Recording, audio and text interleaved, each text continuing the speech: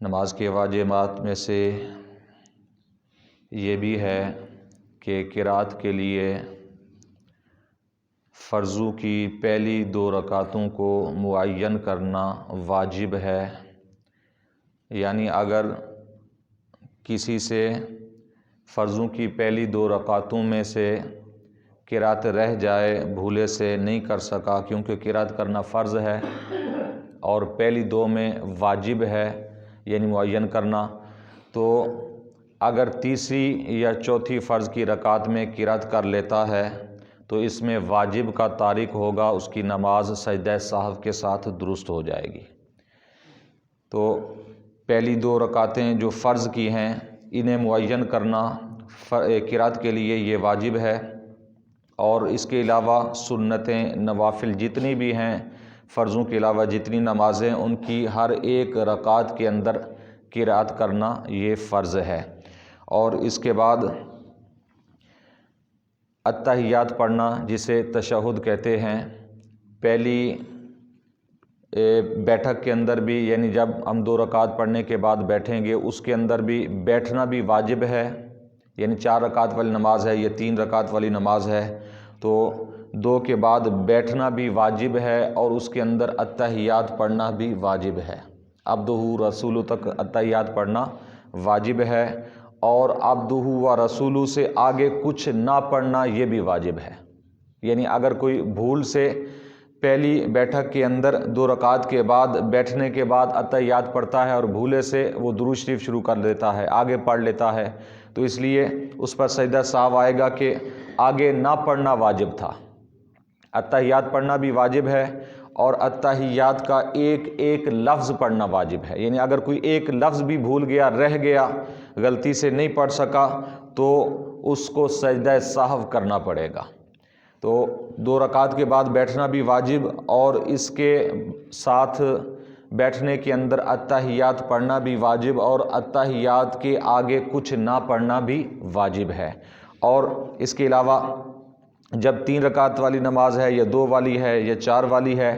آخری بیٹھک کے اندر جب ہم بیٹھیں گے، یعنی رکعتیں مکمل کرنے کے بعد اس وقت تشہد کا پڑھنا واجب ہے۔ یعنی بیٹھنا تو فرض ہے، یہ پیچھے ہم پڑھ کے آئے ہیں، آخری بیٹھک فرض ہے، اور اس کے اندر التحیات کا پڑھنا یہ واجب ہے۔ تو اگر کسی سے یہ رہ جائے تو سجدہ سہو کرنا پڑے گا، پھر جا کر نماز درست ہوگی۔ اور اس کے ساتھ ساتھ رکوع سے جب کھڑے ہوتے ہیں، جسے ہم قومہ کہتے ہیں، یعنی رکوع سے جب سیدھا کھڑے ہوتے ہیں سجدے میں جانے سے پہلے یہ بھی واجب ہے۔ سیدھا کھڑا ہونا رکوع کے بعد یہ واجب اور ضروری ہے، یعنی کم از کم ایک رکن کی مقدار سیدھے کھڑے ہو جائیں۔ اور ایک رکن کی مقدار کیا ہے کہ سیدھے کھڑے ہونے کے بعد اتنی دیر کھڑے ہوں کہ اس میں سبحان اللہ کہہ سکیں، کم از کم ایک مرتبہ سبحان اللہ کہنے کی مقدار میں، یعنی 2 سے 3 سیکنڈ کم از کم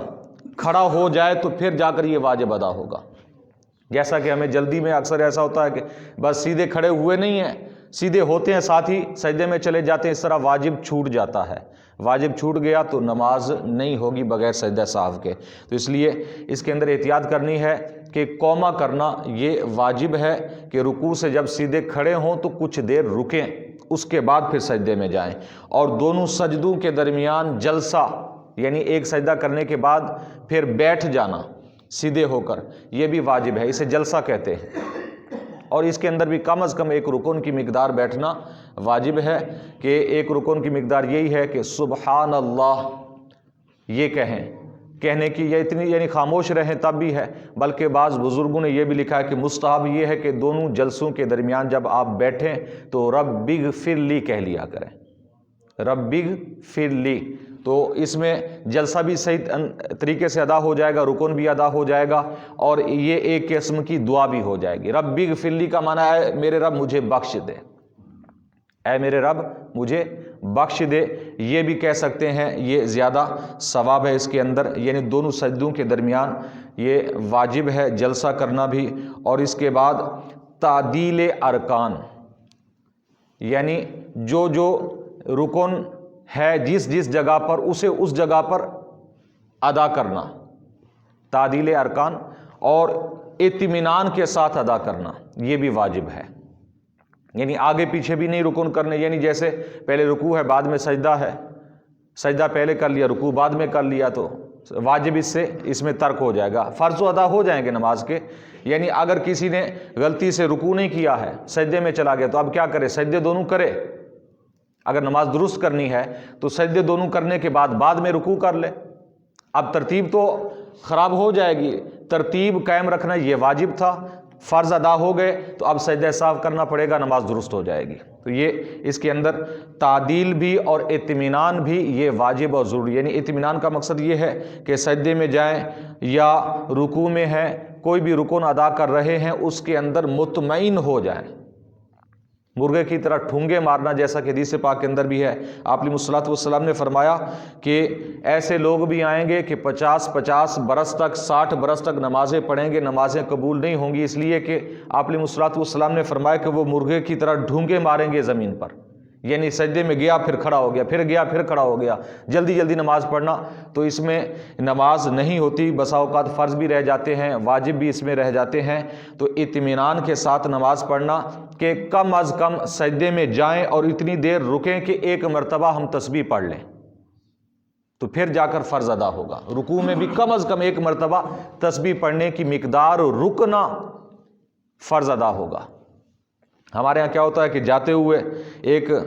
ہمارے دوست تھے، وہ بتانے لگے جی وہ جلدی نماز پڑھتے تھے، ہم نے پوچھا تو کہنے لگے جی جب میں اللہ اکبر کہتے ہوئے جاتا ہوں نا تو ایک مرتبہ تسبیح میں راستے میں ہی پڑھ لیتا ہوں، ایک مرتبہ پڑھتا ہوں سجدے میں اور پھر ایک مرتبہ اٹھتے ہوئے پڑھ لیتا ہوں، اس طرح میں جلدی جلدی نماز پڑھتا ہوں۔ تو اس طرح نماز پھر نہیں ہوتی، اتنی جلدی سے نماز پڑھنا، تو کم از کم ایک مرتبہ سجدے میں اور یا اتنی دیر رک جانا تو پھر جا کر فرض ادا ہوگا۔ تو سنت تو یہی ہے کہ 3 مرتبہ کم از کم تسبیح سجدے میں یا رکوع کے اندر پڑھیں، اور اس کے علاوہ کہ تعدیل کا بھی لحاظ رکھیں گے، اطمینان کا بھی لحاظ رکھیں گے، تب جا کر ہماری نماز ہے وہ درست ہوگی۔ تو کچھ اور بھی واجبات ابھی ہیں انشاءاللہ، وہ آگے ہم کل پڑھیں گے۔ اللہ تعالیٰ کی بارگاہ میں دعا ہے کہ نبی کریم صلی اللہ علیہ وسلم کے وسیلہ سے ہم سب کو علم دین سیکھنے کی، سمجھنے کی، عمل کی توفیق عطا فرمائے۔ آمین بجاہ النبی الامین۔